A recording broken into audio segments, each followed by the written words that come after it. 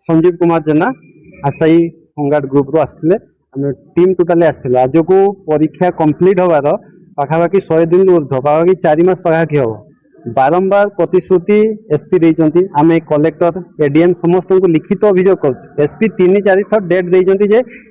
10 दिन भितर बाहर 15 दिन भितर बाहर किंतु से डेट रे किछि भी आज पर्यंत बाहरला ना तो एते दिन माने परीक्षा फल विलंब बाद आम कारण बुझी पार्छु जे कोउट ना कोउटी दुर्नीति होची एवं राजनैतिक चाप एसपी बारंबार डेट दौरान ताने सी निजे अथॉरिटी मुख्य तांको डेट रोनी माने एटी कोउट ना कोउटी पॉलिटिकल प्रेशर तांको ऊपर बहुत बेसी रही से से प्रकाश करि पारु नाहांती एवं दुर्नीति से छंदिया पई किंतु कलेक्टर को बहुत देखा कर सी रेस्पॉन्स नहीं आमर यही विगत 2 दिन मध्य मुख्यमंत्री पाख आरंभ कर डीजी डीआईजी को 1000 रु अधिक ट्वीट जाइए बट से कहीं भी शुणुना कौन प्रकार से रिप्लाई भी देना तेणु आज आम रास्ता को आसचु एसपी ऑफिस को भी जीवु कि आमर दाबी रोचे अति शीघ्र आमर रिजल्ट को प्रकाश करा जाऊ एवं माने स्वच्छता निरपेक्षता एवं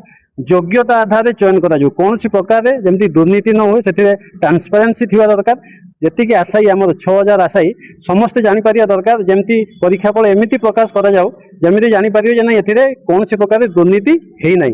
आम एति बुझिलु जे एसपी नीट एंड क्लीन अच्छा बोधे कोटी ना कोटी फर्ज कराऊँ जे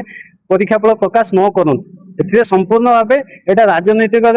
षड्यंत्र परिचालित होती तेणु आम अनुरोध करूँ अति शीघ्र परीक्षार फल प्रकाश कराऊ एवं स्वच्छता निरपेक्षता एवं योग्यता आधार चयन करा जाऊ एटा हमर मुख्य दाबी रही है तुरंत अति शीघ्र पछरे हेकी ओडिशा समस्त जिलार रिजल्ट बाहर सारिथिबा बेले आमर पाख पड़ोसी आम परे हेकी मयूरभंज भद्रक समस्त रिजल्ट बाहर बट आमर बालेश्वर कौन माने काम बाहर नहीं